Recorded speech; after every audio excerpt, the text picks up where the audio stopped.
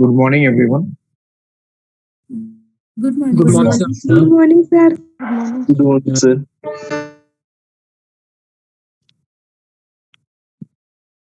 So आज हम लोग एक नया टॉपिक स्टार्ट करेंगे, वेरी इंपॉर्टेंट टॉपिक। अगर हम एग्जामिनेशन पॉइंट ऑफ व्यू से देखें, ऑलमोस्ट इन एवरी एग्जामिनेशन इस पार्ट से एक क्वेश्चन तो पूछा जाता है, नॉर्मली देखा गया मोस्ट ऑफ द केसेस में।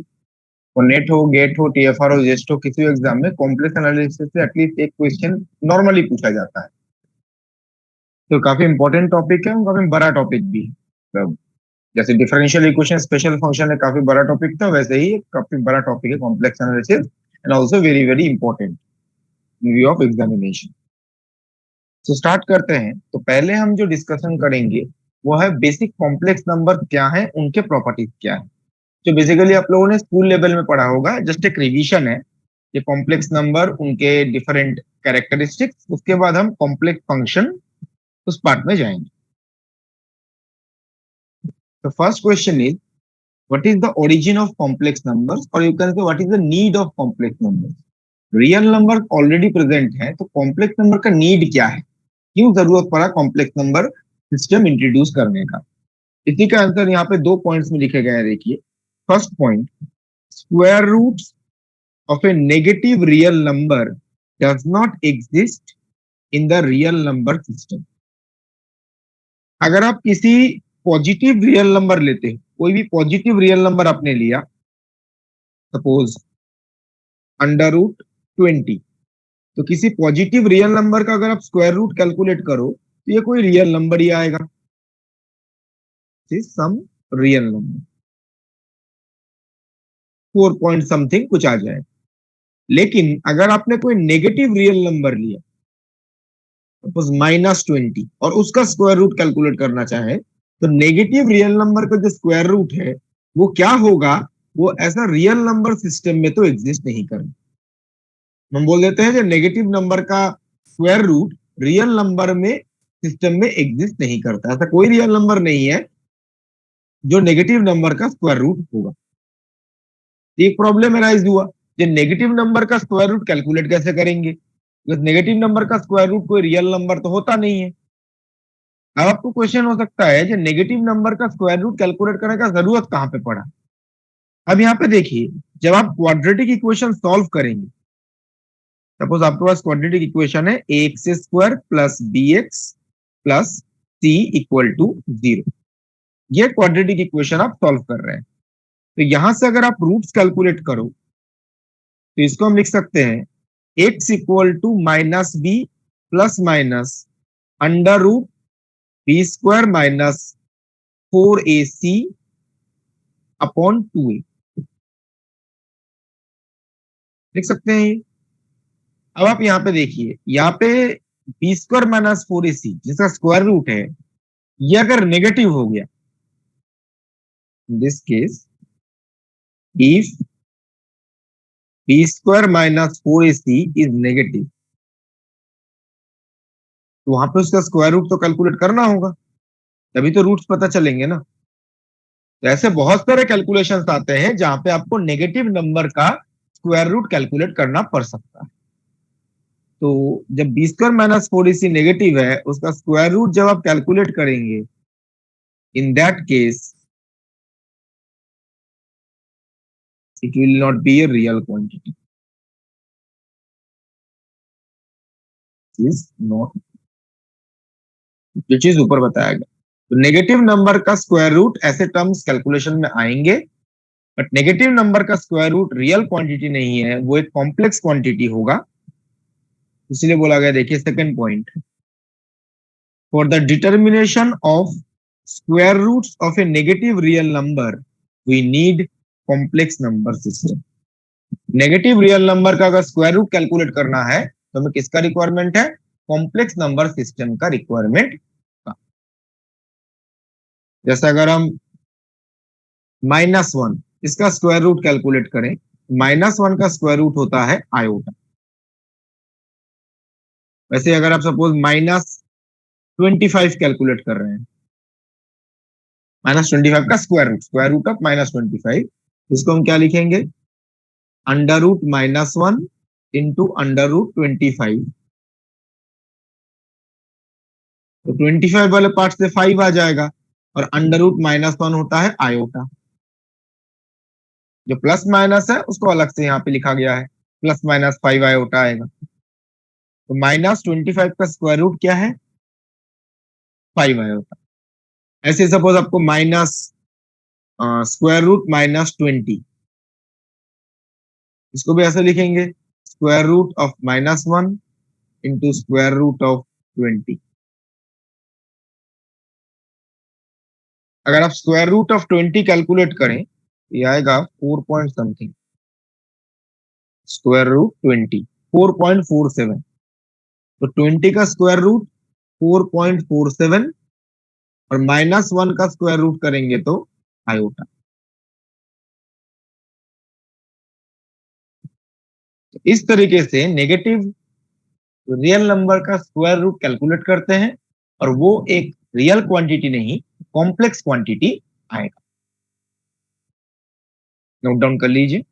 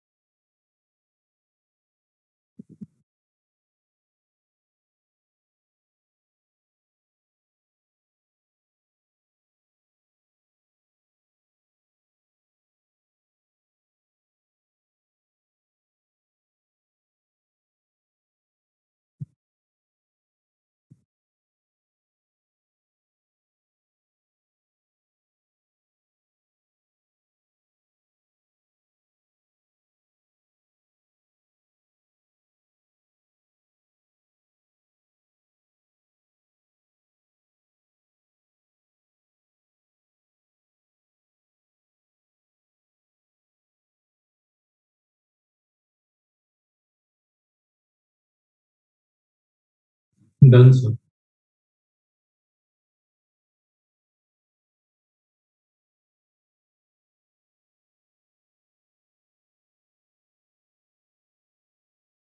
मैं आगे प्रोसीड कर रहा हूं।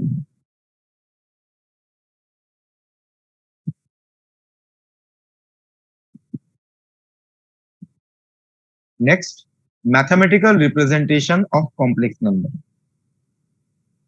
So complex number can be represented in two different forms. One is Cartesian form and second one is polar form. तो जैसे वेक्टर एनालिसिस में आप लोग दो कोऑर्डिनेट सिस्टम के बारे में पढ़ते हैं, एक होता है कार्टेशियन कोऑर्डिनेट, दूसरा होता है पोलर कोऑर्डिनेट। तो वही है, कार्टेशियन फॉर्म का मतलब है कॉम्प्लेक्स नंबर इन कार्टेशियन कोऑर्डिनेट, पोलर फॉर्म का मतलब है कॉम्प्लेक्स नंबर इन पोलर कोऑर्डिनेट। ओके, तो कार्टेशियन फॉर्म जब यूज करेंगे तो हम कार्टेशियन कोऑर्डिनेट का यूज करेंगे जो होता है x Y, 2 dimensional Cartesian coordinate. और पोलर फॉर्म का मतलब है यहां पे हम पोलर कोऑर्डिनेट यूज करेंगे आर थीटा। तो any complex number is represented like this in Cartesian coordinate. Z equal to x plus iota y. X is the real part of Z, y is the imaginary part of Z. बहुत जगह पे ऐसा भी लिखा रहता है, जैसे बोला गया x इक्वल टू, नोटेशन ये है, real part of Z and y is the imaginary part of Z। ये नोटेशन है जो यूज करते हैं, real part of Z x, imaginary part of Z y। अगर पोलर फॉर्म की बात करें, in polar form a complex number is represented like this: Z equal to R e to the power iota theta. What is R? R is known as the modulus of the complex number and theta is known as the argument of the complex number. अभी modulus argument क्या है अभी हम थोड़ी देर बाद details में discuss करेंगे। तो R को बोलते हैं modulus of the complex number और थीटा को बोला जाता है argument of the complex number. If you observe the representations carefully, ऐसा नहीं है जो दो रिप्रेजेंटेशंस कुछ अलग हैं। This representation is equivalent to this representation. Just आपको क्या करना है, you have to use the relation between Cartesian and plane polar coordinate. Cartesian coordinate में जो x है, x को आप लिख सकते हो r cos थीटा और y को लिख सकते हैं r sin थीटा। तो यहाँ पे x के बदले r cos थीटा रिप्लेस करो, यहाँ पे y के बदले r sin थीटा रिप्लेस करो, ये आ जाए। अब एक फॉर्मेट से दूसरे फॉर्मेट में काफी आसानी से कन्वर्ट कर सकते हैं। x के बदले रिप्लेस करना है r cos थीटा, y के बदले रिप्लेस करना है r sin theta. r common चला जाएगा, cos theta plus iota sin theta को आप लिख सकते हो e to the power iota theta. ये जो पोलर फॉर्म है that is equivalent to this form. एक फॉर्म से आप दूसरे फॉर्म में काफी आसानी से कन्वर्ट कर सकते हैं। तो कॉम्प्लेक्स नंबर के लिए ये दो मैथमेटिकल रिप्रेजेंटेशंस यूज किए जाते हैं, एक कार्टेशियन फॉर्म और दूसरा पोलर फॉर्म। नोट डाउन कर लीजिए।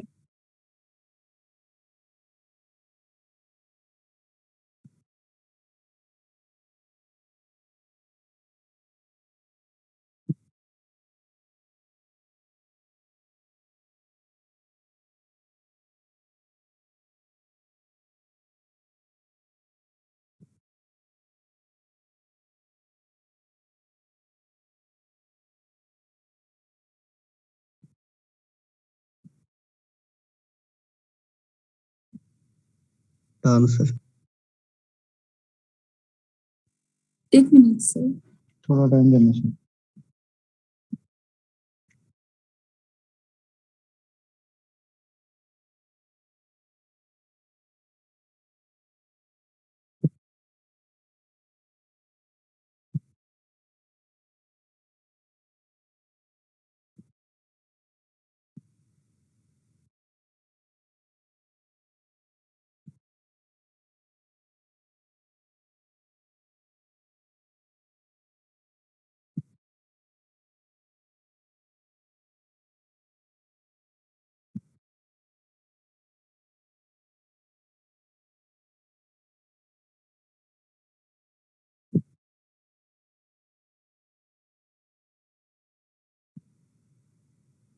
Done sir.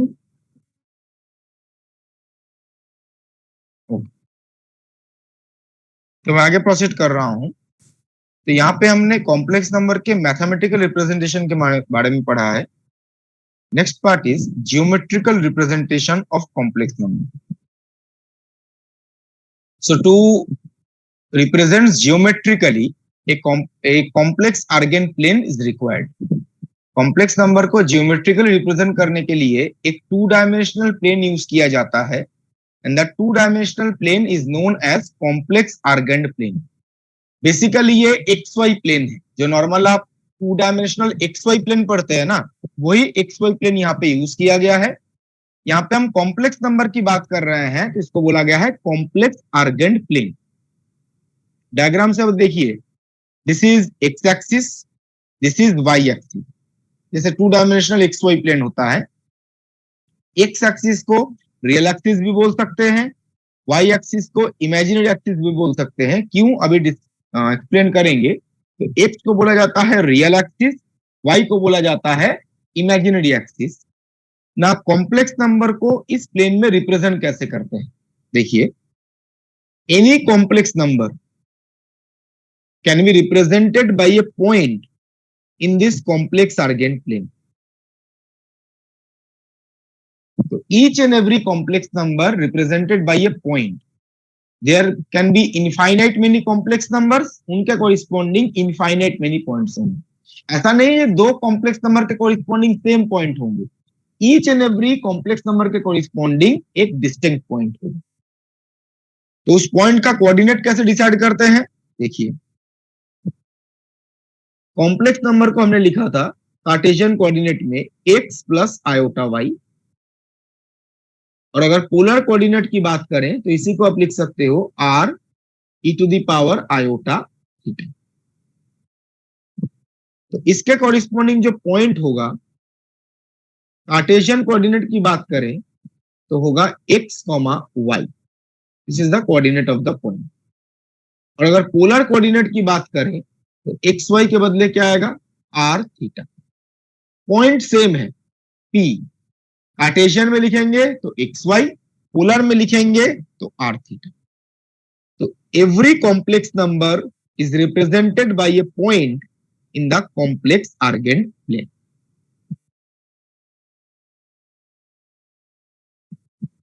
तो there are infinite many complex number, उनके कॉरिस्पॉन्डिंग इनफाइनाइट मेनी पॉइंट्स आएंगे। और आप देख सकते हैं कि ये जो टू डायमेंशनल प्लेन है इसमें कितने पॉइंट्स हैं total, infinite many. One example on this, suppose आपके पास एक कॉम्प्लेक्स नंबर है 2 - 7 आयोटा। अब बताइए इसके कॉरिस्पॉन्डिंग जो पॉइंट होगा, इसका कोऑर्डिनेट क्या होगा?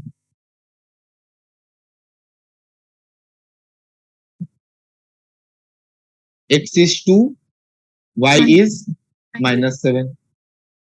तो ये पॉइंट कौन से क्वाड्रेंट में होगा? Cartesian. Quadrant quadrant fourth quadrant. Fourth quadrant. x coordinate positive है, y कोऑर्डिनेट नेगेटिव है, तो फोर्थ क्वाड्रेंट है। सपोज एक कॉम्प्लेक्स नंबर है -1 - 3 आयोटा। इसके कॉरिस्पॉन्डिंग जो पॉइंट होगा उसका coordinate third. x coordinate is -1, y coordinate is -3, x y दोनों नेगेटिव है, मतलब ये पॉइंट थर्ड क्वाड्रेंट में। ये जो टू डायमेंशनल प्लेन है उसको हम 4 क्वाड्रेंट में डिवाइड कर सकते हैं, फर्स्ट, सेकंड, थर्ड, फोर्थ। तो कॉम्प्लेक्स नंबर के कॉरिस्पॉन्डिंग जो पॉइंट है वो किसी भी क्वाड्रेंट में हो सकता है, फर्स्ट, सेकंड, थर्ड। अगर एक्स वाई दोनों पॉजिटिव हुआ, एक्स वाई दोनों पॉजिटिव हुआ तो first quadrant, X negative Y positive second quadrant, X Y दोनों ही नेगेटिव हैं तो third quadrant, X positive Y negative तो फोर्थ क्वाड्रेंट। कहीं पे भी हो सकता है in the entire complex plane. तो कॉम्प्लेक्स नंबर के कॉरिस्पॉन्डिंग एक पॉइंट होता है। अब ये जो x को रियल एक्सिस बोला गया है और y को इमेजिनरी एक्सिस बोला गया है, इसको आप ऐसे सोच सकते हैं, सपोज आपने एक रियल नंबर लिया, रियल नंबर का मतलब उसका इमेजिनरी पार्ट कितना होगा? 0। 0। तो हमने एक रियल नंबर लिया z = x। अब रियल नंबर के कॉरिस्पॉन्डिंग जो भी पॉइंट आएगा उस q1, इसका y कोऑर्डिनेट क्या होगा? 0। 0। किसी पॉइंट का y कोऑर्डिनेट अगर 0 है, इसका मतलब ये पॉइंट कौन से एक्सिस पे है? X axis. X axis. This point is on X axis. तो जितने भी रियल नंबर है ना वो सारे एक्स एक्सिस के ऊपर ही होंगे, जितने भी रियल नंबर्स हैं। बिकॉज रियल नंबर के लिए y कोऑर्डिनेट 0 होगा, y कोऑर्डिनेट 0 होने का मतलब वो एक्स एक्सिस के ऊपर है। ठीक है, तो all real numbers will lie on X axis, that's why X axis is known as the real axis. जितने भी रियल नंबर्स हैं वो एक्स एक्सिस के ऊपर ही होंगे, इसलिए एक्स एक्सिस को क्या बोला जाता है? Real axis. सिमिलरली अगर हम इमेजिनरी क्वांटिटी की बात करें, जैसे iota y, purely imaginary quantity, इसका रियल पार्ट कितना है? 0 0। तो इसके कॉरिस्पॉन्डिंग जो पॉइंट होगा, सपोज Q2, उसका x कोऑर्डिनेट होगा 0 और y कोऑर्डिनेट y। तो x कोऑर्डिनेट 0 होने का मतलब है ये किस एक्सिस के ऊपर है? On y axis. So all imaginary numbers will lie on y axis. जितने भी इमेजिनरी नंबर्स हैं सारे इमेजिनरी नंबर्स किस एक्सिस के ऊपर होंगे? y एक्सिस के ऊपर, इसीलिए इसको इमेजिनरी एक्सिस बोला जाता है। तो all real numbers will lie along x axis, all imaginary numbers will lie along y axis. That's why x is known as the real axis, y is known as imaginary axis.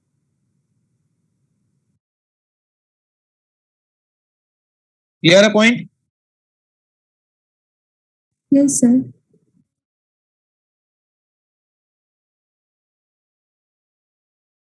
Why higher dimensions are not considered for complex analysis? एक complex number के दो ही parts हैं, x and y, तो complex number को represent करने के लिए तो 2D से काम चल जाएगा ना। जहां पे जरूरत होगा वहां पे यूज करेंगे। जैसे कॉम्प्लेक्स फंक्शन होता है तो उस केस में 3D भी यूज किया जाता है प्लॉट करने के लिए। अगर हम स्पेसिफिकली कॉम्प्लेक्स नंबर की बात करें तो कॉम्प्लेक्स नंबर में तो दो ही पार्ट है ना, एक रियल पार्ट है, एक इमेजिनरी पार्ट है, तो 2D से काम चल गया।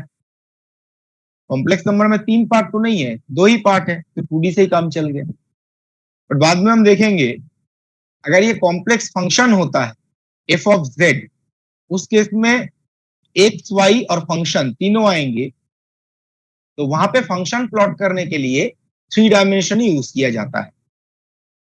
बट यहाँ पे कॉम्प्लेक्स नंबर को रिप्रेजेंट करने के लिए 2 डायमेंशन से काम चल जाएगा, बिकॉज दो ही पार्ट है, एक रियल पार्ट है और दूसरा imaginary part. Actually higher dimension is not required to represent a complex number.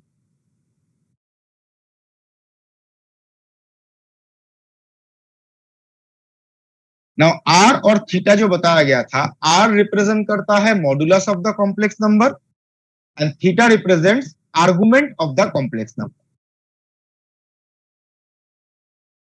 अब ये मॉडुलस और आर्गुमेंट क्या रिप्रेजेंट करता है? अगर हम थोड़ा वेक्टर से इसको रिलेट करने की कोशिश करें, ये डायग्राम में जो आपको ये ओपी वेक्टर दिख रहा है, इस ओपी वेक्टर को हम बोल सकते हैं position vector of point P with respect to origin. OP vector is the position vector of point P with respect to origin. इस पोजीशन वेक्टर को ही कॉम्प्लेक्स एनालिसिस में बोला जाता है रेडियस वेक्टर। जहां पे आपको रेडियस वेक्टर देखने को मिलेगा ना, देखेंगे radius vector is basically position vector of that point with respect to origin. तो OP is the position vector of point P with respect to origin, which is known as radius vector. Now what is R? जो लिखा गया देखिए, R is the length or magnitude of the radius vector OP. जी position vector या जिसको radius vector बोला गया है, इस रेडियस वेक्टर का जो लेंथ या मैग्नीट्यूड है, दिस इज R, जिसको हम बोलते हैं modulus of the complex number. And what is theta? Theta is the angle which radius vector makes with real axis. Radius vector x axis के साथ जिस एंगल पे है,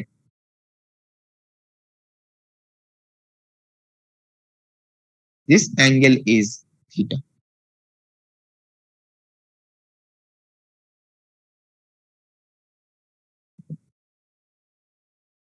R is the length of the radius vector and theta is the angle which the radius vector makes with real axis. जैसा बताया गया था, ये R और थीटा जो आप पोलर कोऑर्डिनेट में यूज करते हैं वही है। तो R का लिमिट कहां से कहां तक होता है? 0 से 0 टू इंफिनिटी, जो पोलर कोऑर्डिनेट में है। और थीटा का लिमिट 0 से 0 टू 2 पाई। तो यहाँ पे जो थीटा का मेजरमेंट किया जाता है, ये क्लॉकवाइज है या एंटी क्लॉकवाइज है? 0 to 2 pi anti clock. Anticlockwise. Anticlockwise. Anticlockwise angle positive आता है, तो थीटा है 0 टू 2 पाई, और थीटा यहाँ पर एंटी क्लॉकवाइज ओरिएंटेशन में मेजर किया जाता है।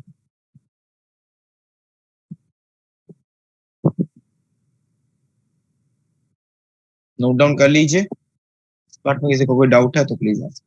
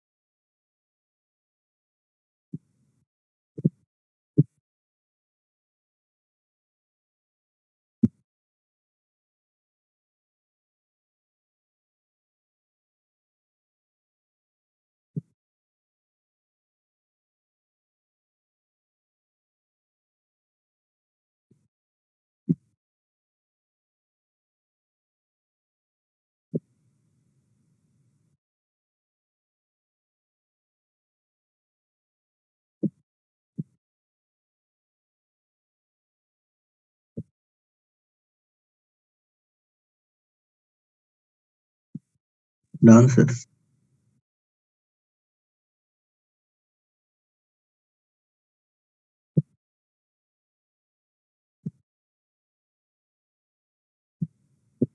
तो मैं आगे प्रोसीड कर रहा हूं। This is the geometrical representation of complex number. For geometrical representation we use two dimensional complex Argand plane, basically two dimensional x y plane.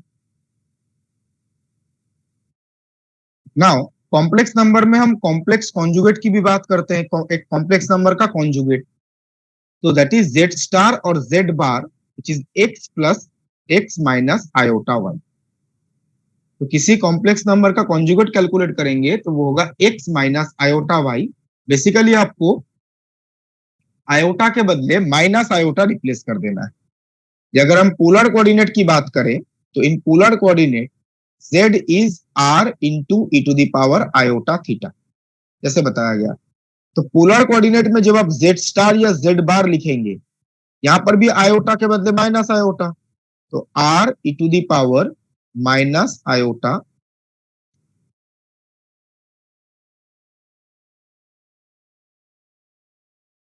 तो पोलर कोऑर्डिनेट हो या कार्टेशियन कोऑर्डिनेट, जस्ट आयोटा के बदले क्या हो जाता है, माइनस आयोटा हो जाता है। ये जो कॉम्प्लेक्स कॉन्जुगेट हम कैलकुलेट कर रहे हैं, ये तो सिंपल आयोटा के बदले माइनस आयोटा आ गया। बट इसको हम थोड़ा जियोमेट्रिकली समझने की कोशिश करें, ये कॉम्प्लेक्स कॉन्जुगेट ऑपरेशन ये जियोमेट्रिकली क्या रिप्रेजेंट करता है।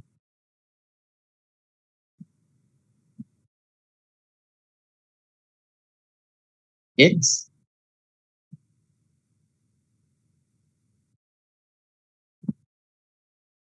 वाई प्लेन, तो this is the origin. Suppose हमारे पास एक कॉम्प्लेक्स नंबर है p जिसका कोऑर्डिनेट है एक्स एंड वाई। तो बताइए जो कॉम्प्लेक्स कॉन्जुगेट होगा जेड स्टार, उसके कॉरिस्पॉन्डिंग जो पॉइंट है उसका कोऑर्डिनेट क्या होगा, x minus y. X minus y. ये माइनस जो साइन है वाई के साथ आ जाएगा। तो जेड स्टार के कॉरिस्पॉन्डिंग जो पॉइंट है उसको हमने बोला पी स्टार,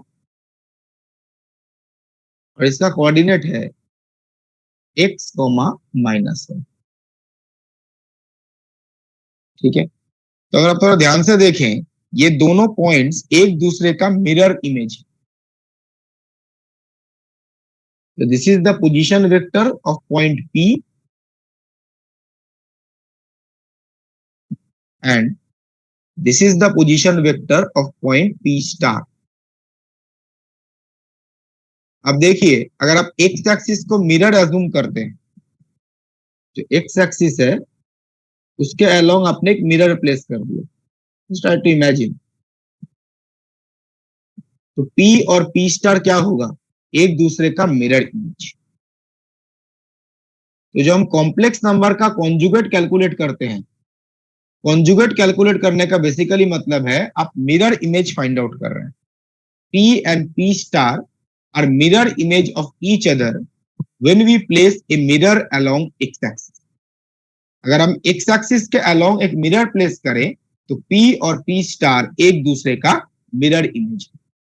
तो कॉम्प्लेक्स कॉन्जुगेट का मतलब बेसिकली ये मिरर इमेज होता है, और मिरर आपने किस एक्सिस के अलोंग रखा है, एक्स एक्सिस के अलोंग। कॉम्प्लेक्स कॉन्जुगेट को जियोमेट्रिकली आप इस तरीके से समझ सकते हैं। नीचे these are some important relations related to complex conjugate। ये आप लोगों ने स्कूल लेवल में पढ़ा है। जैसे दो कॉम्प्लेक्स नंबर का सम है उसका कॉम्प्लेक्स कॉन्जुगेट z1 बार प्लस z2 बार। अगर दो कॉम्प्लेक्स नंबर का डिफरेंस है, उस डिफरेंस का कॉम्प्लेक्स कॉन्जुगेट z1 बार माइनस z2 बार। दो कॉम्प्लेक्स नंबर का प्रोडक्ट है, प्रोडक्ट का complex conjugate z1 bar into z2 बार। दो कॉम्प्लेक्स नंबर का डिवीजन, उसका complex conjugate z1 bar by z2 बार। मतलब दो कॉम्प्लेक्स नंबर का एडिशन हो, सब्ट्रैक्शन हो, प्रोडक्ट हो या डिवीजन, सारे केसेस में हम क्या करते हैं, इंडिविजुअल कॉम्प्लेक्स नंबर का कॉन्जुगेट कैलकुलेट करते हैं z1 बार z2 बार, फिर ऐड करना है ऐड कर देंगे, सब्ट्रैक्ट करना है सब्ट्रैक्ट कर देंगे, प्रोडक्ट या डिवीजन जैसा भी रहेगा। बेसिकली आपको इंडिविजुअल कॉम्प्लेक्स नंबर का कॉम्प्लेक्स कॉन्जुगेट कैलकुलेट करना है, फिर यहाँ पे एडिशन है तो एडिशन होगा, प्रोडक्ट है तो प्रोडक्ट होगा। इस तरीके से हम इनका कॉम्प्लेक्स कॉन्जुगेट कैलकुलेट कर सकते हैं। लास्ट 2 पॉइंट्स ये काफी इंपॉर्टेंट है, ये कुछ क्वेश्चंस में ये रिलेशन काफी यूजफुल होते हैं। 5th and 6th, real part of Z क्या बोला गया था? एक्स। एक्स को हम बोलते हैं real part of z. X को ऐसे भी लिखा जा सकता है 1/2 z plus z star. Z के बदले आप रिप्लेस करो x plus iota y, z star के बदले आएगा एक्स माइनस आयोटा वाई, दोनों को ऐड करके 2 से डिवाइड करो, एक्स आ जाएगा। जेड और जेड स्टार जो बताया गया वो जस्ट आप यहां पे रिप्लेस करो। तो real part of z can be written like this also. What about imaginary part? Imaginary part of z is equal to y, and this imaginary part can be written as 1/2 iota z minus z star. Imaginary part को आप ऐसे z star के terms में ऐसे लिख सकते हैं।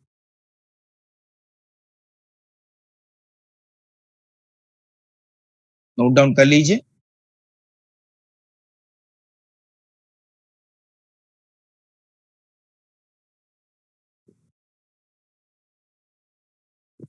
और एक चीज ध्यान रखिएगा, ये जो प्रोडक्ट वाला फॉर्मूला है, एडिशन वाला फॉर्मूला है, ऐसा नहीं सिर्फ 2 कॉम्प्लेक्स नंबर, अगर 2 से ज्यादा कॉम्प्लेक्स नंबर भी होते हैं ना तब भी ये प्रॉपर्टी वैलिड है। Z1 Z2 Z3 Z4 तब भी वैलिड हो। ऐसा नहीं सिर्फ 2 कॉम्प्लेक्स नंबर के लिए है, 2 से ज्यादा कॉम्प्लेक्स नंबर्स भी हो सकते हैं, तब भी ये प्रॉपर्टी वैलिड है।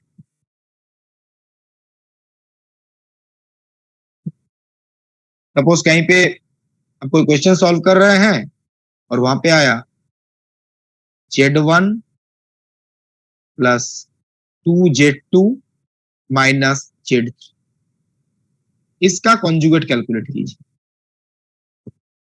तब सिंपल क्या लिखेंगे? Z1 star plus plus 2Z2 star minus Z3 star minus Z3 star. तो ऐसा नहीं है रिलेशन सिर्फ 2 कॉम्प्लेक्स नंबर के लिए है, 2 से ज्यादा है तब भी यूज कर सकते हैं। सपोज किसी क्वेश्चन को आप सॉल्व कर रहे हैं और वहां पे आया Z1 by Z2 into Z3, इसका कॉम्प्लेक्स कॉन्जुगेट। न्यूमरेटर में Z1 है तो Z1 star divided by denominator में Z2 Z3 है तो Z2 स्टार Z3 स्टार। तो 2 से ज्यादा कॉम्प्लेक्स नंबर है तब भी आप ये प्रॉपर्टीज यूज कर सकते हैं। ऐसा नहीं है जो एग्जाम में आपको ये प्रॉपर्टी पूछे जाएंगे, क्वेश्चन सॉल्व करने के टाइम पे हो सकता है आपको इन प्रॉपर्टीज को यूज करने का जरूरत पड़े। अरे इतना सिंपल क्वेश्चन तो नहीं होगा जो जस्ट आपको ये प्रॉपर्टी पूछा जाए, क्वेश्चंस में यूज करना पड़ सकता है। In polar system complex conjugate will be mirror image और नॉट। कोई भी कोऑर्डिनेट सिस्टम हो, कार्टेशियन कोऑर्डिनेट हो या पोलर कोऑर्डिनेट हो, complex conjugate will be mirror image of each other. इसको तो वैसे भी लिख सकते हैं ना, यहाँ पे क्या होगा आर थीटा और कॉम्प्लेक्स कॉन्जुगेट में क्या आ जाएगा आर माइनस थीटा। इससे कोई फर्क नहीं पड़ता आप कार्टेशियन कोऑर्डिनेट यूज कर रहे हैं या पोलर कोऑर्डिनेट यूज कर रहे हैं। P star and P will be complex conjugate of each other. जैसे यहाँ पे थीटा था तो दिस एंगल इज थीटा। जब आप P स्टार का थीटा कैलकुलेट करेंगे, ये क्लॉकवाइज है या एंटी क्लॉकवाइज है? Clockwise. P स्टार के लिए क्लॉकवाइज है तो यहाँ पे क्या लिखेंगे माइनस थीटा। यहाँ पे जो मेजर किया गया था ये एंटी क्लॉकवाइज था प्लस थीटा। P स्टार का एंगल अगर मेजर करना है तो क्लॉकवाइज जाना पड़ेगा, क्लॉकवाइज एंगल नेगेटिव है minus theta. R theta r minus.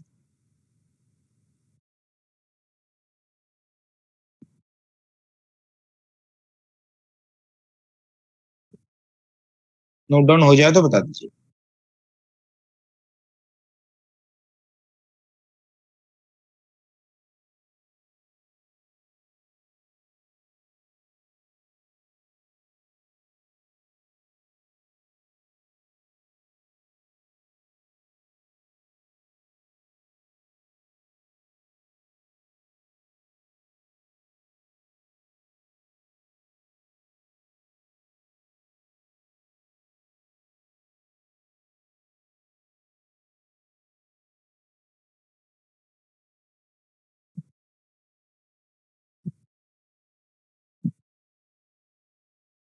Done, sir.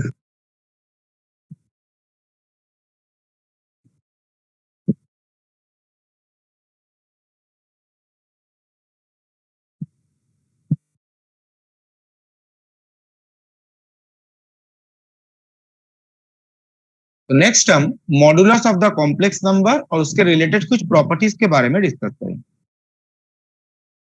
ना यहाँ पे ये पॉइंट ध्यान रखिएगा, modulus, absolute value and magnitude of the complex number, इन तीनों का मतलब सेम है। Modulus, absolute value and magnitude of the complex number तीनों सेम क्वांटिटी को ही रिप्रेजेंट करता है, सिर्फ अलग अलग नाम यूज किया गया है, तीनों का मतलब सेम। तो अभी बताया गया था modulus of the complex number को हम आर से रिप्रेजेंट करते हैं। जो आर है दैट रिप्रेजेंट मॉडुलस और थीटा रिप्रेजेंट आर्गुमेंट। उस आर के बारे में ही हम यहाँ पे डिस्कस करने वाले हैं। तो ये मॉडुलस का साइन है, मॉडुलस ऑफ जेड और एब्सोल्यूट वैल्यू ऑफ जेड और मैग्नीट्यूड ऑफ जेड। तो जेड का कॉम्प्लेक्स नंबर मॉडुलस है आर, एंड आर का फॉर्मूला होता है under root x square plus Y square. Better है आप ये फॉर्मूला याद रखिए, under root real part square plus imaginary part. X क्या है? Real part. वाई क्या है? Imaginary part. तो modulus of a complex number is equal to under root real part square plus imaginary part square. जैसा अगर आपके पास एक complex number है तो कैलकुलेट करना है मॉडुलस ऑफ -2 प्लस 5 आयोटा। तो यहाँ पे रियल पार्ट क्या है? -2। इमेजिनरी पार्ट क्या है? +5। तो under root real part square, real part is -2 इसका square, plus imaginary part whole square, imaginary part 5 है इसका स्क्वायर। ये कैलकुलेट करेंगे तो आ जाएगा under root 20।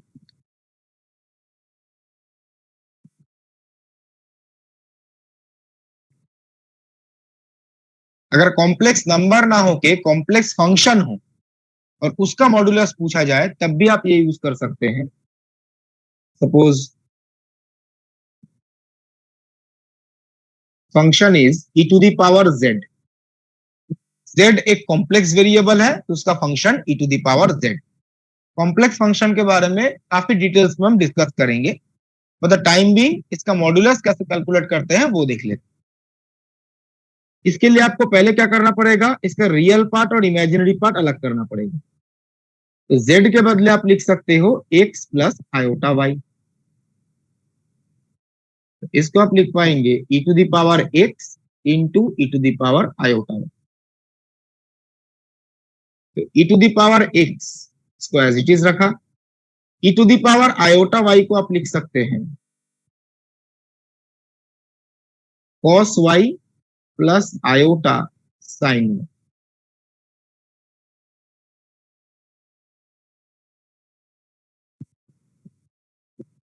e to the power iota y को आप लिख सकते हैं cos y plus iota sine y. अब यहाँ पे बताइए रियल पार्ट इमेजिनरी पार्ट आपको मिल गया। रियल पार्ट क्या है इस फंक्शन का? e to the power E to the power x x x cos y real part है e to the power x into cos y, और इमेजिनरी पार्ट क्या है? e to the power x sin y e to the power x into sine y। तो modulus का formula अगर आप use करें, modulus of the function, इसका formula होता है under root real part square, तो रियल पार्ट है e to the power x cos square, इसका square plus imaginary part square,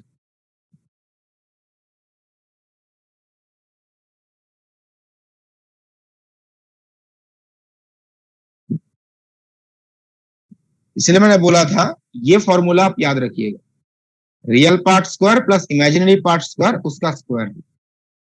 बस ये जो फॉर्मूला है ना, ये कॉम्प्लेक्स नंबर में तो ठीक है, लेकिन कॉम्प्लेक्स फंक्शन जब यूज करेंगे तो ये फॉर्मूले से कंफ्यूजन हो सकता है, तो बेटर है ये फॉर्मूला याद रखो, under root real part square plus imaginary part square, ये मॉडुलस का फॉर्मूला है। कॉम्प्लेक्स नंबर हो या कॉम्प्लेक्स फंक्शन हो, दोनों के लिए अप्लाई कर सकते हैं। यहाँ पे देखिए क्या आ रहा है, स्क्वायर रूट, दोनों से e to the power 2x common जाएगा, कॉमन जाने के बाद आप लिख सकते हैं cos square y plus sine square y, तो cos square y plus sine square y ये 1 आ जाएगा ना। इसका अगर आप स्क्वायर रूट कैलकुलेट करो, ये होगा e to the power x। So modulus or absolute value of the complex function e to the power z is equal to e to the power a। तो इस तरीके से हम कॉम्प्लेक्स नंबर और complex function दोनों का modulus calculate कर सकते हैं। नोट डाउन कर लीजिए, कोई क्वेश्चन है इसमें तो प्लीज।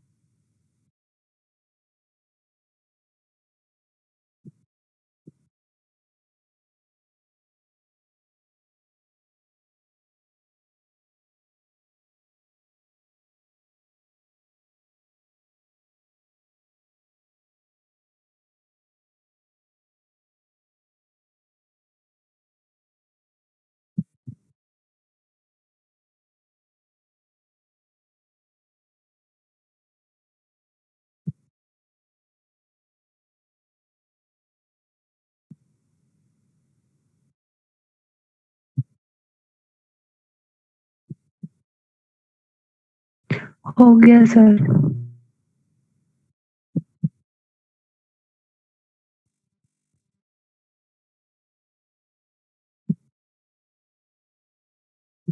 मैं आगे प्रोसीड कर रहा हूं।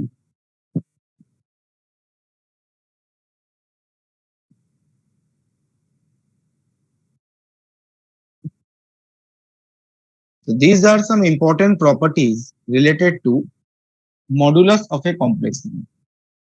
सपोज दो कॉम्प्लेक्स नंबर का प्रोडक्ट है, तो दो कॉम्प्लेक्स नंबर का प्रोडक्ट करेंगे तो एक नया कॉम्प्लेक्स नंबर आएगा, उस प्रोडक्ट का मॉडुलस कैलकुलेट करना है। मॉडुलस ऑफ z1 z2 क्या होगा, modulus of z1 into modulus of z। मतलब देखिए इसका एग्जांपल जो है, सपोज कोई क्वेश्चन आप सॉल्व कर रहे हैं और वहां पे ऐसा कोई क्वांटिटी आ गया, modulus of 2 minus iota into -1 plus 3 iota.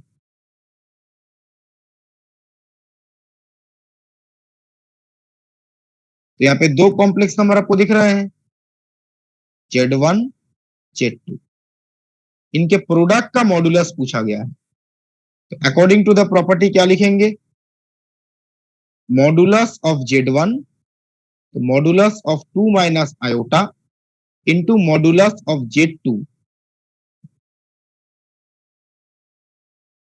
ना। मॉडुलस कैलकुलेट करने का फॉर्मूला बताया गया है, फर्स्ट पार्ट में आएगा √5 और सेकंड पार्ट में आएगा √10।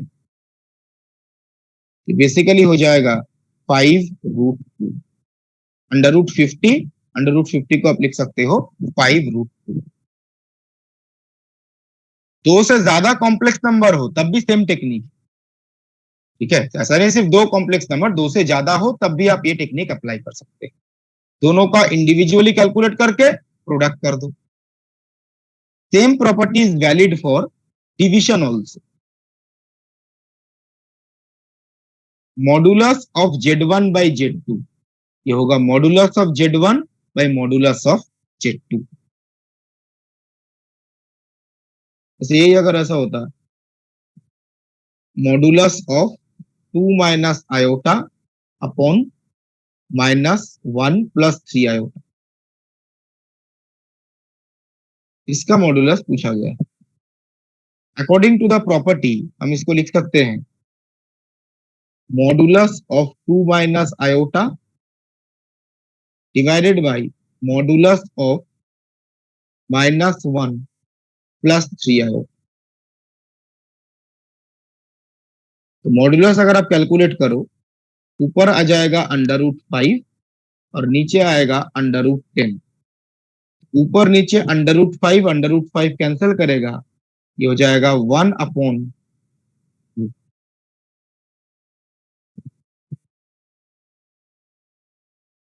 तो दो कॉम्प्लेक्स नंबर का प्रोडक्ट है, दो या दो से ज्यादा, ऐसे मॉडुलस कैलकुलेट करेंगे, और दो कॉम्प्लेक्स नंबर का डिवीजन है तो ऐसे कैलकुलेट करेंगे। अगर एडिशन या सब्ट्रैक्शन होता है, जो देखिए थर्ड और फोर्थ प्रॉपर्टी बताया गया है, तो थर्ड एंड फोर्थ प्रॉपर्टी के according modulus of Z1 + Z2 is less than equal to modulus of Z1 + modulus of Z2। Z1 Z2 कोई भी दो कॉम्प्लेक्स नंबर हो सकते हैं, और अगर डिफरेंस है मॉड ऑफ Z1 - Z2, ये होगा greater than equal to this one. अब राइट हैंड साइड में ये जो साइन यूज किया गया है, इसका मतलब क्या है? This means positive difference.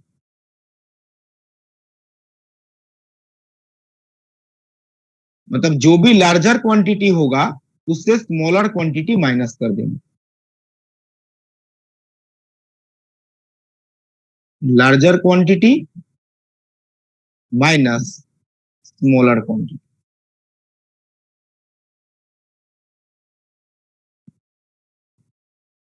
अगर मॉडुलस ऑफ Z1 लार्जर है तो यहाँ पे Z1 - Z2 आ जाएगा, larger quantity minus smaller quantity. और अगर ये ज्यादा है तो ये पहले आएगा, लार्जर माइनस स्मॉलर। हमें पॉजिटिव डिफरेंस लेना है। पॉजिटिव डिफरेंस लेना क्यों जरूरी है? नेगेटिव लेंगे तो क्या दिक्कत हो जाएगा?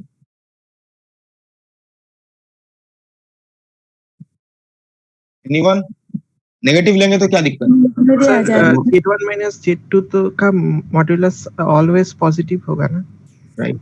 किसी भी कॉम्प्लेक्स नंबर का मॉडुलस ऑलवेज पॉजिटिव होता है, मॉडुलस कभी नेगेटिव नहीं होता है। अगर आपने यहाँ पे पॉजिटिव डिफरेंस नहीं लिया, नेगेटिव वैल्यू अगर आ गया, मॉडुलस कभी नेगेटिव थोड़ी ना हो सकता है। मॉडुलस और absolute number is always positive. किसी भी नंबर का जब आप एब्सोल्यूट वैल्यू कैलकुलेट करते हो, वो तो ऑलवेज पॉजिटिव ही होता है ना। तो मॉडुलस एब्सोल्यूट वैल्यू कभी भी नेगेटिव नहीं हो सकता, इसलिए यहाँ पे पॉजिटिव डिफरेंस लेना जरूरी है।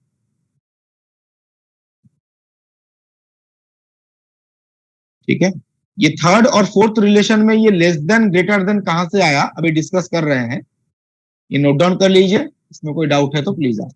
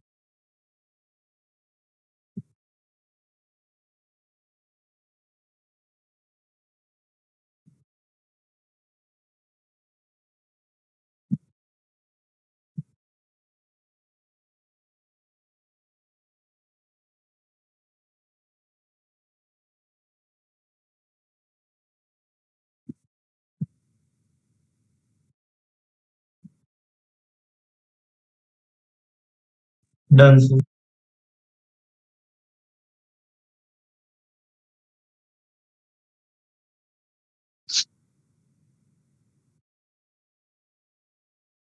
तो थर्ड और फोर्थ रिलेशन के बारे में हम पर्टिकुलरली नेक्स्ट डिस्कस करेंगे।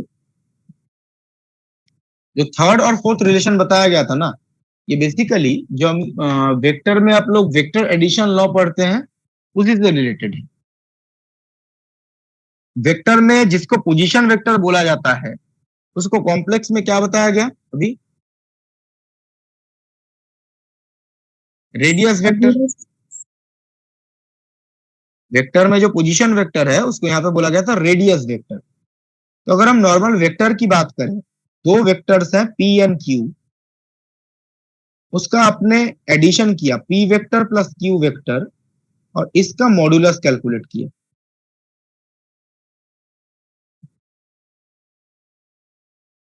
ये आता है under root p square plus q square plus 2pq cos theta.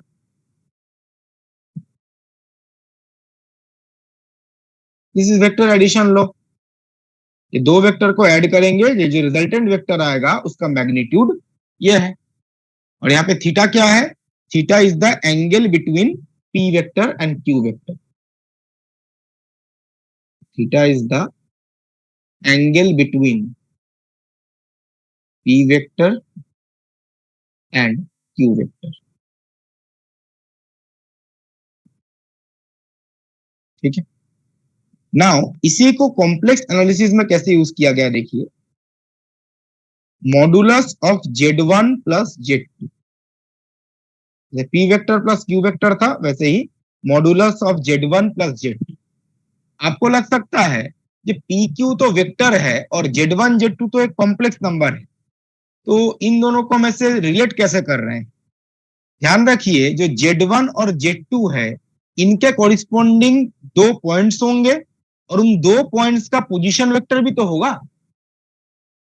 तो Z1 Z2 दो कॉम्प्लेक्स नंबर्स हैं, दो कॉम्प्लेक्स नंबर के कॉरिस्पॉन्डिंग दो पॉइंट्स होंगे, उन पॉइंट्स का पोजीशन वेक्टर होगा।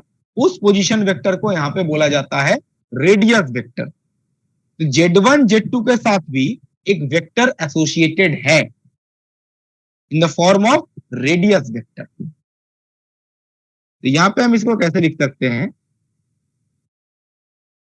ऊपर जो फॉर्मूला लिखा गया सेम फॉर्मूला यहां पे यूज होगा। यहां पे पी स्क्वायर है, पी क्या है? Magnitude of the vector. यहां पर Z1 के कॉरिस्पॉन्डिंग जो रेडियस वेक्टर है उसका मैग्नीट्यूड कितना होगा?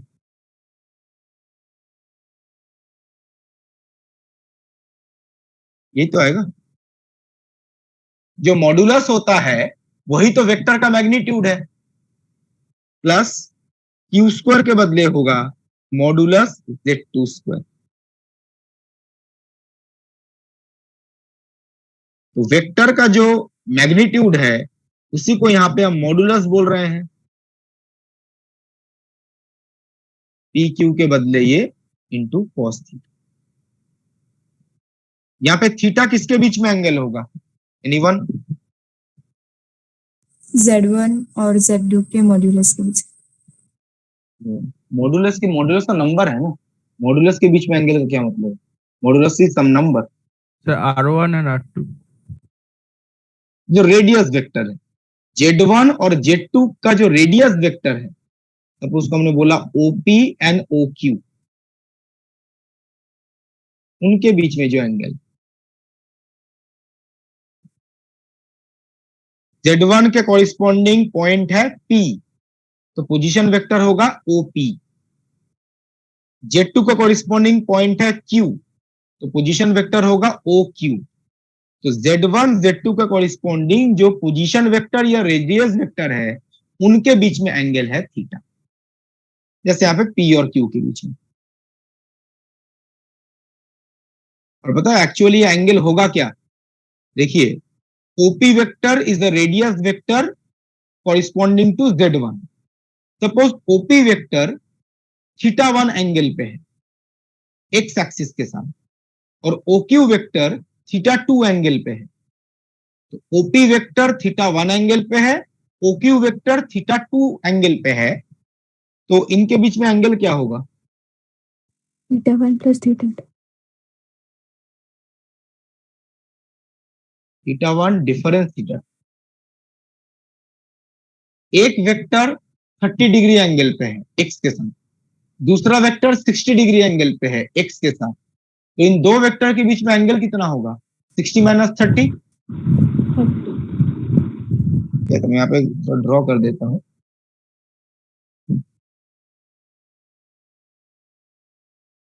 इन द कॉम्प्लेक्स आर्गेन प्लेन हमने दो पॉइंट्स कंसीडर किए, Z1 Z2। Z1 के कॉरिस्पॉन्डिंग रेडियस वेक्टर यह है, Z2 के कॉरिस्पॉन्डिंग रेडियस वेक्टर ये है। सपोज Z1 के कॉरिस्पॉन्डिंग जो रेडियस वेक्टर है वो θ1 एंगल पे है, और Z2 के कॉरिस्पॉन्डिंग जो रेडियस वेक्टर है वो θ2 एंगल पे है। तो इन दोनों के बीच में एंगल कितना होगा? बीच में मतलब ये एंगल θ2 minus θ1। θ2 माइनस θ1। अगर किसी केस में θ1 बड़ा होता है तो θ1 माइनस θ2 हो जाएगा। इसीलिए Z1 और Z2 के कॉरिस्पॉन्डिंग जो रेडियस वेक्टर है उनके बीच में एंगल को आप ऐसे लिखते, ठीक है। और ये जो θ1 θ2 है इसी को हम आर्गुमेंट नहीं बोलते। θ1 किसका आर्गुमेंट है? Z1। Z1। θ2 किसका आर्गुमेंट है? Z2। तो जब हम बोलते हैं theta is the angle between them, ये एंगल मतलब उनके आर्गुमेंट के बीच में क्या डिफरेंस। एंगल का मतलब है उनके आर्गुमेंट के बीच में क्या डिफरेंस, θ1 डिफरेंस θ2।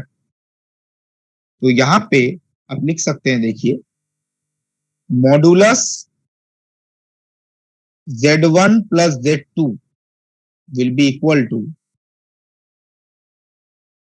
ये फॉर्मूला एग्जाम के लिए यूजफुल है, मॉडुलस ऑफ Z1 के बदले आप लिख सकते हो R1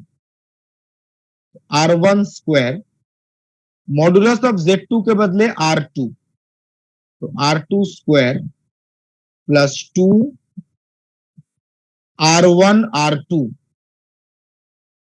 कॉस, थीटा के बदले आप लिख सकते हो θ1 डिफरेंस θ2।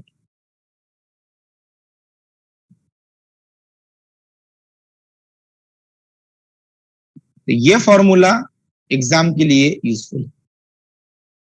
ये दो कॉम्प्लेक्स नंबर को अगर आप ऐड करते हो, जो नया कॉम्प्लेक्स नंबर आएगा उसका मॉडुलस।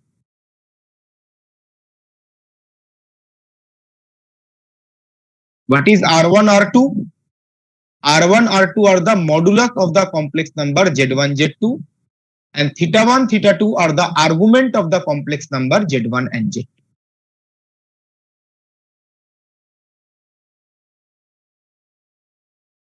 अगर ये एडिशन ना हो के डिफरेंस होता,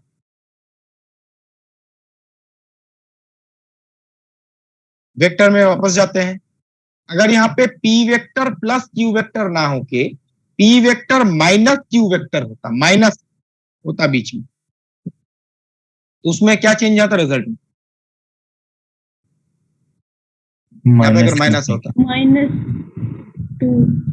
यहाँ पे -2 पे क्यों आता? इसका मतलब है अगर यहाँ पे माइनस है तो यहाँ पे भी माइनस आ जाएगा।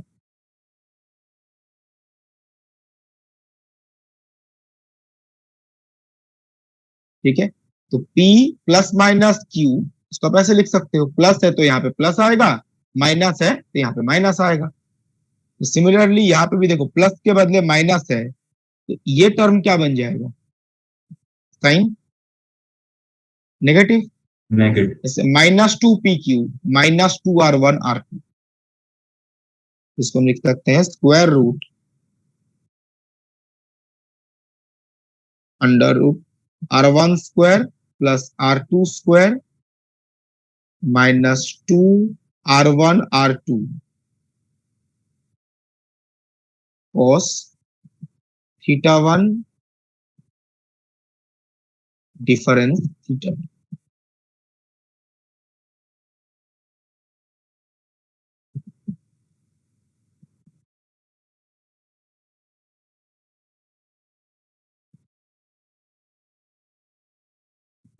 ये दो फॉर्मूलेज इंपॉर्टेंट है एग्जामिनेशन पॉइंट ऑफ व्यू।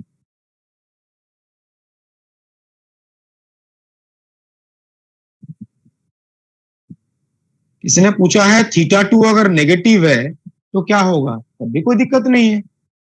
θ2 अगर नेगेटिव है तब भी आप ये फॉर्मूला लिख सकते हो, ये क्वांटिटी मान के चलिए θ1 आपका है 30 डिग्री, θ2 आपका है -60 डिग्री, तो उनके बीच में एंगल कितना होगा, 30 माइनस ऑफ -60 90 डिग्री। फॉर्मूला यही वैलिड होगा। θ1 θ2 पॉजिटिव हो नेगेटिव हो उससे कोई फर्क नहीं पड़ता, ये फॉर्मूला वैलिड है। अगर नेगेटिव होगा तो नेगेटिव वैल्यू रिप्लेस करेंगे, कोई दिक्कत नहीं है। एक एंगल आपका 30 डिग्री है एंटी क्लॉकवाइज, दूसरा आपका -60 डिग्री है क्लॉकवाइज, तो उनके बीच में एंगल कितना होगा, 90 डिग्री तो होगा ना। 30 degree minus of -60 degree plus 90, तो कोई फर्क नहीं पड़ता पॉजिटिव हो नेगेटिव हो, कैलकुलेशन इसी तरीके से हो।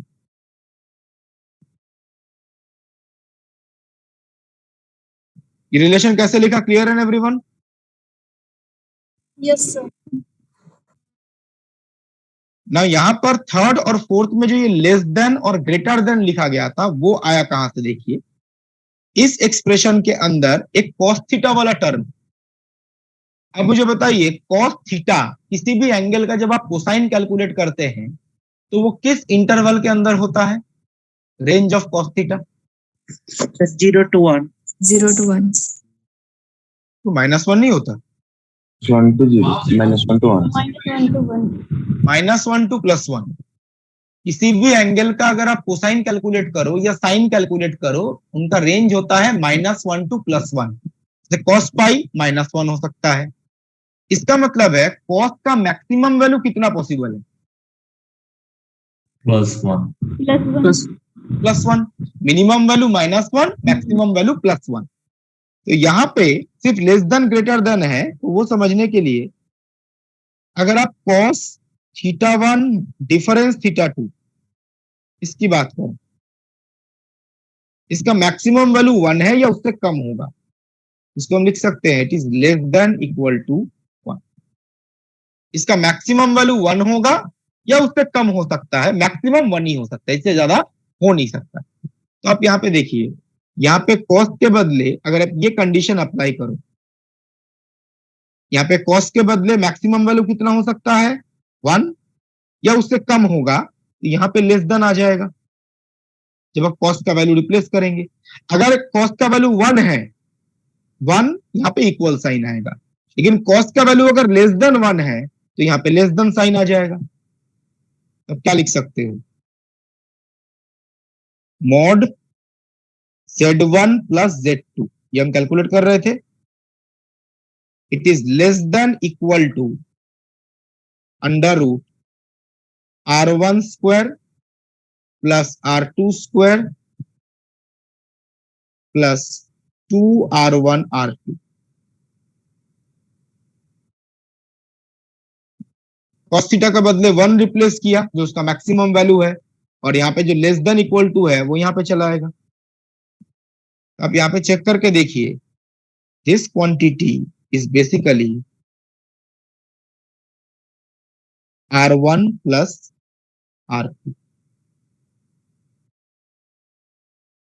यह आ जाएगा a square plus b square plus 2ab R1 plus R2 whole square, square root करेंगे तो R1 plus R2।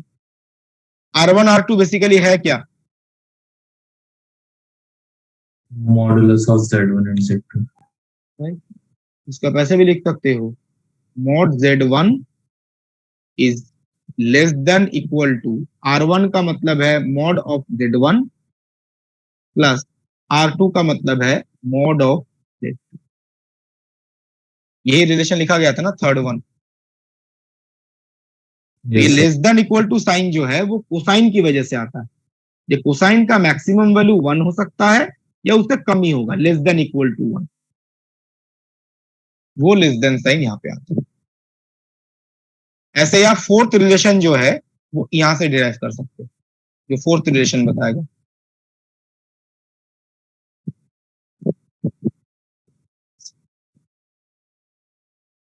Note down कर लीजिए, किसी पॉइंट में डाउट है तो please ask.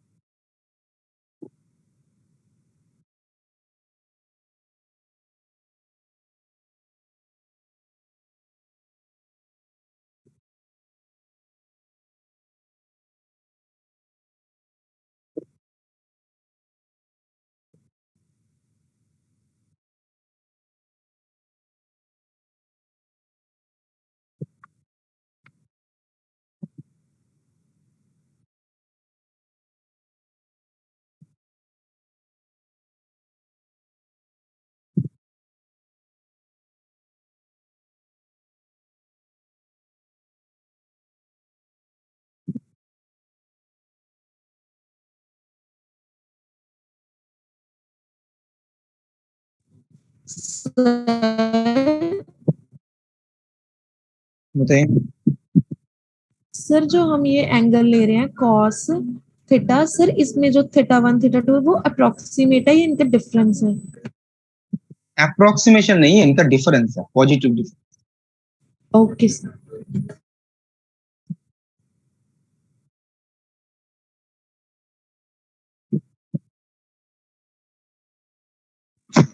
Excuse me sir. बताइए।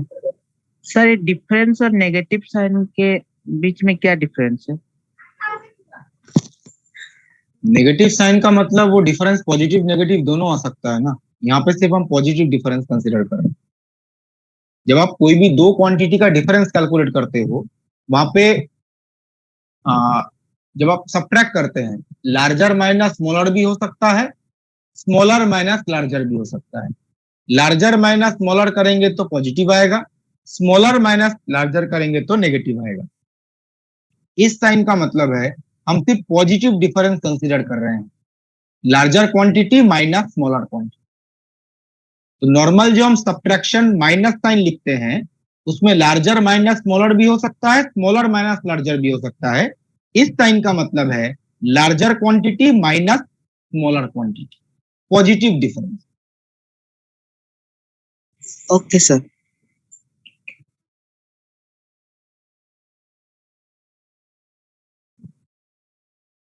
हो जाए तो बता दीजिएगा।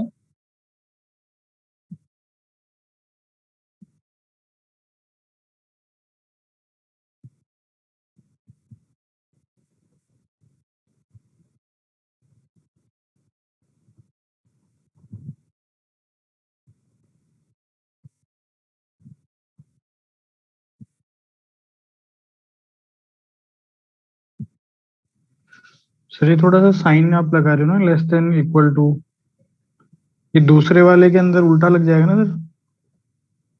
यहाँ पे माइनस है ना, तो लेस देन जो है हाँ। ग्रेटर देन हो जाएगा। हम्म।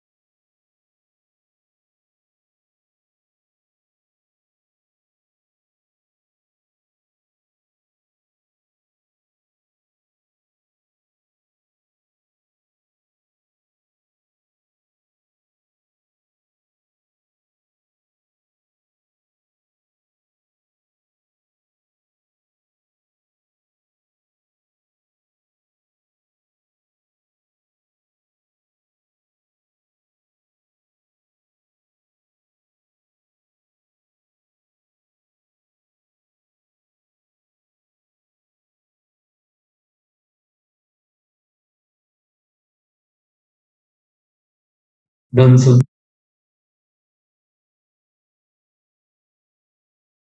तो हमने मॉडुलस के प्रॉपर्टीज के बारे में डिस्कस किया, तो नेक्स्ट हम मॉडुलस रिलेटेड एक क्वेश्चन डिस्कस करेंगे। Please try this question.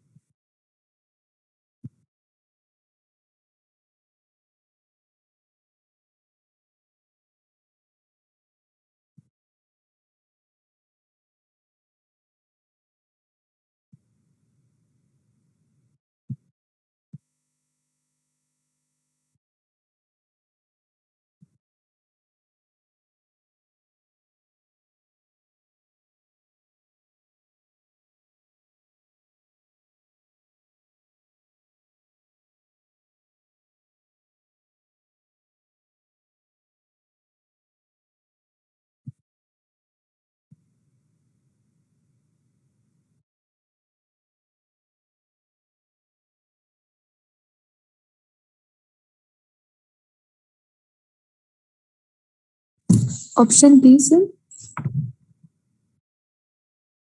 Option D. Correct. Question में पूछा गया है which of the following numbers does not lie on the circle mod z equal to 1। कौन सा नंबर इस सर्किल के ऊपर नहीं होता है। अब ये जो mod z इक्वल टू 1 है ना, ये सर्किल का इक्वेशन, ये बाद में और ज्यादा डिटेल्स में पढ़ेंगे। यहां से आप समझ लीजिए, z को आप मान लो x प्लस आयोटा y, तो mod z को आप लिख सकते हो square root x square plus Y square. ये होता है ना मॉड का फॉर्मूला, इक्वल टू 1। अगर आप दोनों तरफ स्क्वायर कर देते हैं तो ये आएगा x square plus Y square is equal to 1। तो किस चीज का इक्वेशन है ये? सर्कल का। सर्कल। तो क्वेश्चन में पूछा गया है कौन सा कॉम्प्लेक्स नंबर इस सर्कल के ऊपर होगा। तो जो कॉम्प्लेक्स नंबर इस कंडीशन को सेटिस्फाई करेगा वो सर्कल के ऊपर होगा, और जो इस कंडीशन को सेटिस्फाई नहीं करेगा वो सर्कल के ऊपर नहीं होगा। Sir option A. नो, नहीं होगा, पूछा गया है डज नॉट लाई। तो आपको बेसिकली इन कॉम्प्लेक्स नंबर का मॉडुलस कैलकुलेट करना है। अब देखिए, ये जो अभी कुछ देर पहले फॉर्मूला बताया गया था, अगर कॉम्प्लेक्स नंबर का प्रोडक्ट होता है और प्रोडक्ट का मॉडुलस कैलकुलेट करना है तो हम क्या करते हैं, modulus of Z1, modulus of Z2, ऐसे इंडिविजुअल कॉम्प्लेक्स नंबर का मॉडुलस कैलकुलेट करके प्रोडक्ट कर देते हैं। ये करते हैं हम ना। ऐसे ही अगर modulus of Z to the power n रहता है, n is a positive integer, इसका मतलब है Z को आपने कितनी बार ऐसे प्रोडक्ट किया है? n time. n times. तो ये ऊपर वाला फॉर्मूला अगर आप यूज करो, जैसे यहाँ पे भी प्रोडक्ट था, यहाँ पे भी प्रोडक्ट था, तो यहाँ पे ये बेसिकली आ जाएगा mod z into mod z, ऐसा होगा। कितनी बार ऐसे मल्टीप्लाई करना होगा? n time. n times. तो बेसिकली होगा mod z whole to the power n। तो ये फॉर्मूला आप ध्यान रखिएगा। अगर आपको z to the power n का मॉडुलस कैलकुलेट करना है तो आप इसको लिख सकते हैं mod z whole to the power n।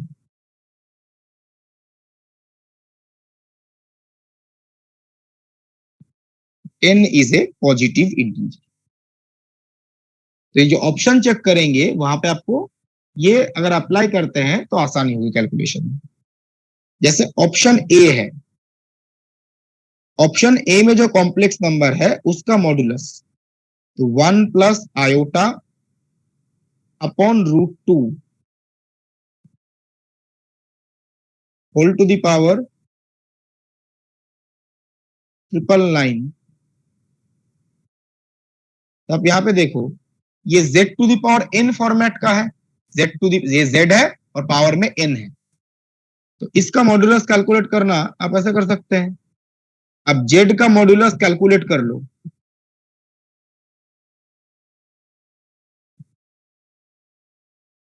और फिर उसके पावर में 999।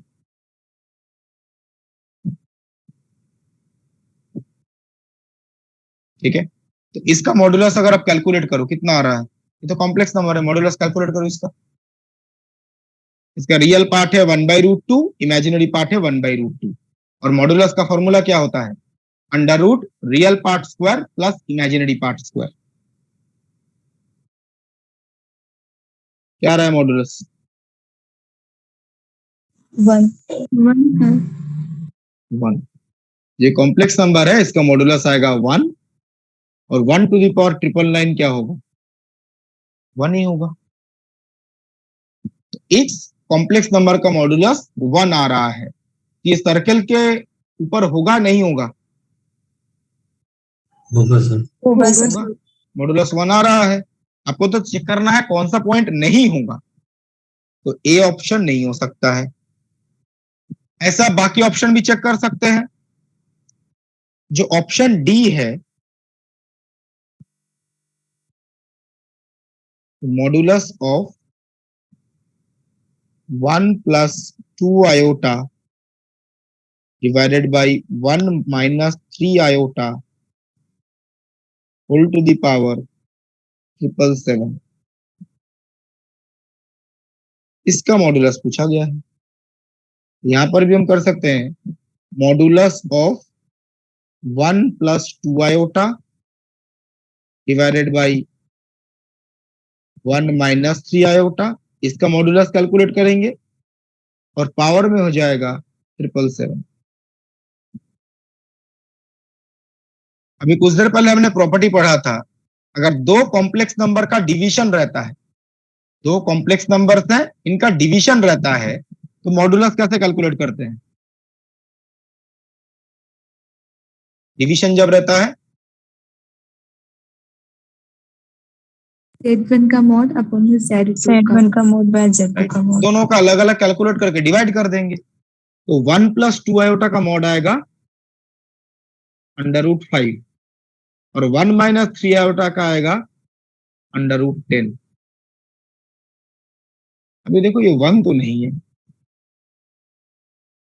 √5 ऊपर नीचे कैंसिल करेगा, ये होगा 1/√2 और पावर में 777।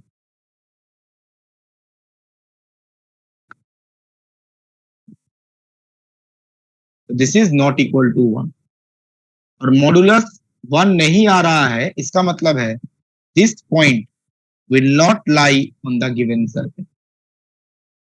यही पूछा गया था, कौन सा पॉइंट सर्कल के ऊपर नहीं होगा, तो जिसका मॉडुलस 1 नहीं आएगा वो सर्कल के ऊपर नहीं होगा। बाकी भी चेक करके देखो, इसका मॉडुलस 1 आएगा, इसका मॉडुलस 1 नहीं, सिर्फ इस कॉम्प्लेक्स नंबर का मॉडुलस 1 नहीं।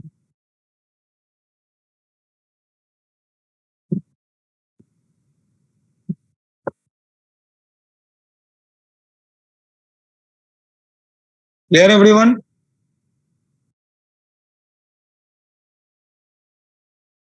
Yes sir.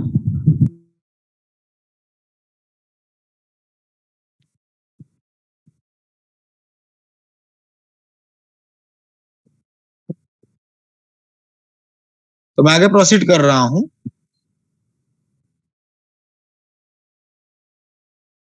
तो हमने modulus of the complex number के बारे में डिस्कस किया। Next part is argument of the complex number, और इस आर्गुमेंट को फेज भी बोला जाता है, phase of the complex number. अब यहाँ पे एक चीज ध्यान रखिएगा, ये इलेक्ट्रॉनिक्स में काफी जगह पे यूज करेंगे, वहां पे फेज कैलकुलेट करना होता है। फेज मतलब बेसिकली कॉम्प्लेक्स नंबर का आर्गुमेंट ही कैलकुलेट करना। आर्गुमेंट और फेज इसका मतलब सेम होता है। जैसा बताया गया था, जो थीटा कोऑर्डिनेट है, पोलर में जो थीटा कोऑर्डिनेट होता है वही आर्गुमेंट को रिप्रेजेंट करता है। तो theta is the argument of the complex number, और थीटा का फॉर्मूला क्या है? tan inverse y by x। x क्या है? Real part of the complex number, y क्या है? Imaginary part of the complex number. तो फॉर्मूले को आप ऐसे लिख सकते हैं, tan inverse imaginary part upon real part. ये फॉर्म ध्यान रखना ज्यादा सही है। तो किसी भी कॉम्प्लेक्स नंबर का अगर आर्गुमेंट या फेज कैलकुलेट करना है तो फॉर्मूला होगा tan inverse imaginary part upon real part. अगर हम एक एग्जांपल डिस्कस करें, देखिए हमारे पास एक कॉम्प्लेक्स नंबर है 1 माइनस आयोटा, और आपको बोला गया इसका आर्गुमेंट कैलकुलेट करो। तो पहले बताइए, इस कॉम्प्लेक्स नंबर के कॉरिस्पॉन्डिंग जो पॉइंट आएगा उसका कोऑर्डिनेट क्या होगा? 1 minus 1। x coordinate 1, y coordinate -1। कौन से क्वाड्रेंट में है ये?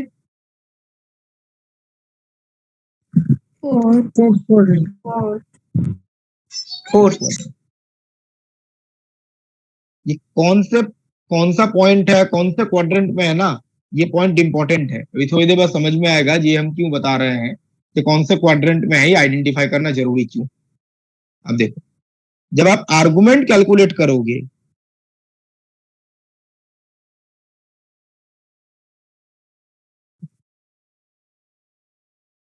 tan inverse y upon x, imaginary part upon real part. यहाँ पे इमेजिनरी पार्ट है -1 और रियल पार्ट है 1। ये होगा tan इनवर्स -1। tan इनवर्स -1 का वैल्यू क्या हो सकता है? कैलकुलेटर से कैलकुलेट करेंगे तो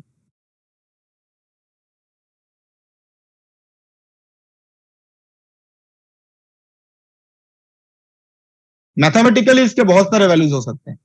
-45 -45, 135 भी हो सकता है। अगर हम सिर्फ मैथमेटिकल इनवर्स कैलकुलेशन की बात करें तो tan इनवर्स -1 -45 भी हो सकता है और 135 भी हो सकता है।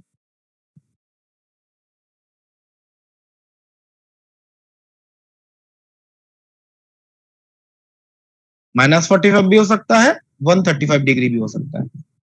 तो क्या दोनों करेक्ट आंसर है? दो ऑप्शंस करेक्ट होंगे? इनमें से जो दिया रहेगा उसको टिक कर दें। -45 डिग्री होगा correct. -45 degree will be the correct answer. इसको समझने के लिए ये पॉइंट किस क्वाड्रेंट में है ये समझना बहुत जरूरी होता है। ये कौन सा करेक्ट एंगल होगा? अगर हम कॉम्प्लेक्स आर्गन प्लेन की बात करें, एक्स एक्सिस वाई एक्सिस, यहाँ पे दो एंगल्स आए हैं, एक 135, एक -45। 135 डिग्री किस क्वाड्रेंट में होगा? सेकंड यहां पे अगर कोई पॉइंट है तो ये एंगल आ जाएगा 135 डिग्री। तो 135 डिग्री जो एंगल है वो सेकेंड क्वाड्रेंट में, और -45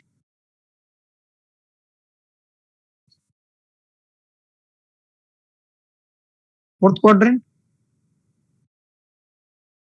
-45 है, इसका मतलब क्लॉकवाइज। तो 135 डिग्री इसका कॉरिस्पॉन्डिंग जो पॉइंट होगा वो सेकेंड क्वाड्रेंट में होगा, और -45 के कॉरिस्पॉन्डिंग जो पॉइंट होगा वो फोर्थ क्वाड्रेंट में होगा। अब बताइए, जिस कॉम्प्लेक्स नंबर का आप आर्गुमेंट कैलकुलेट कर रहे हैं वो किस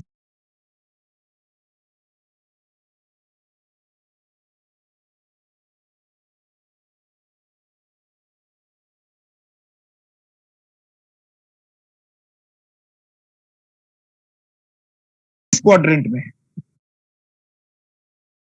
फोर्थ क्वाड्रेंट। तो इनमें से करेक्ट कौन सा होगा? -45।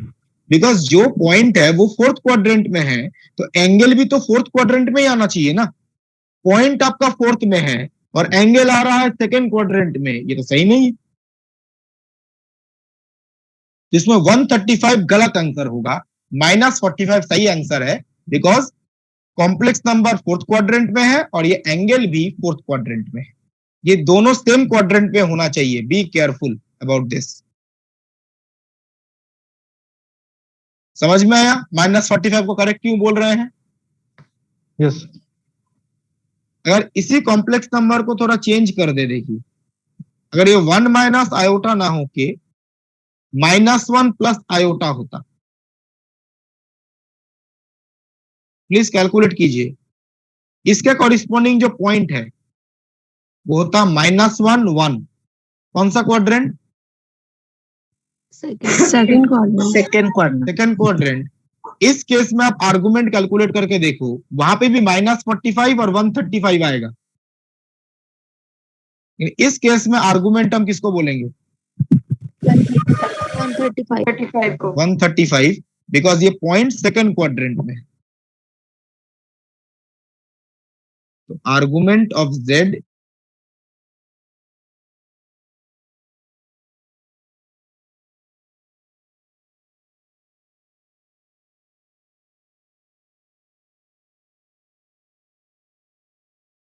in this case will be 135। Point second quadrant में है तो एंगल भी सेकंड क्वाड्रेंट में होना चाहिए। तो ये एक बार जरूर चेक कर लीजिएगा कि पॉइंट किस क्वाड्रेंट में है, इसमें गलती हो सकता है। तो जब आप इनवर्स कैलकुलेट करेंगे तो मल्टीपल आंसर्स आ सकते हैं।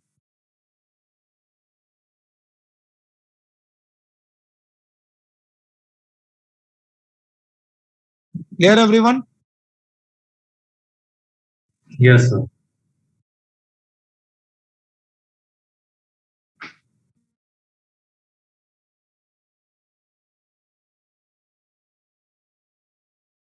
तो आज का लेक्चर यहीं पे स्टॉप करते हैं, नेक्स्ट क्लास में आगे प्रोसीड करेंगे। किसी को कोई क्वेश्चन है तो please ask. Thank you, sir.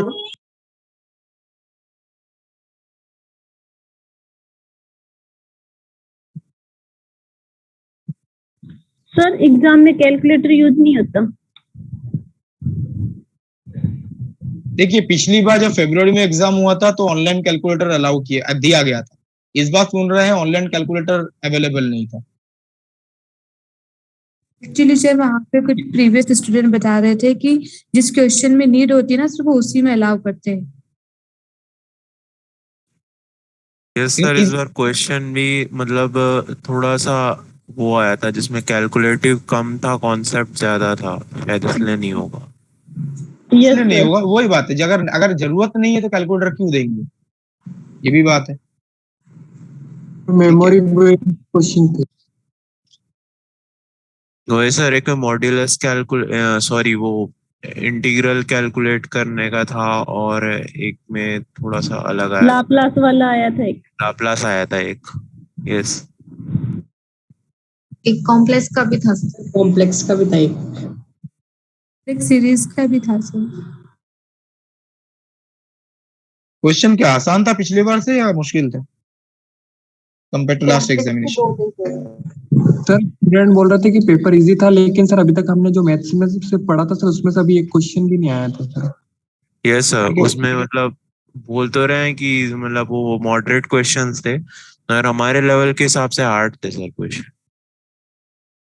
Question paper आने दीजिए, without seeing the question paper कुछ कमेंट करना सही भी नहीं है। हाँ नहीं था सर, मोस्ट ऑफ पार्ट वो आया होता जो हमारा हुआ ही नहीं सर।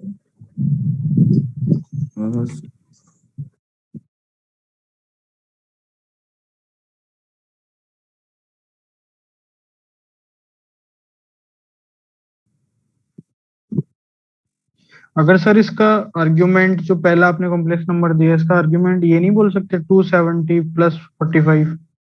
बोल सकते हैं 270 360 ऐड करके बोल सकते हैं। नहीं मैं उसको अच्छा वैसे क्लॉकवाइज नहीं ले सकता प्लस एक्सिस के साथ? हाँ ले सकते हैं, कोई दिक्कत नहीं। अगर फोर्थ क्वाड्रेंट में पॉइंट है तो मैं क्लॉकवाइज 315 डिग्री ले सकते हैं। 315 आ सकता है। 360 से माइनस कर दीजिए। यस।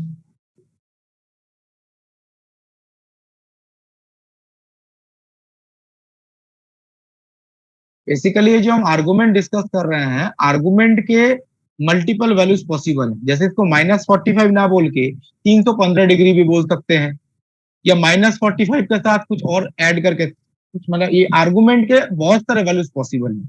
इसीलिए प्रिंसिपल आर्गुमेंट का जो कॉन्सेप्ट है वो इंट्रोड्यूस किया गया, जो हम नेक्स्ट क्लास में पढ़ेंगे।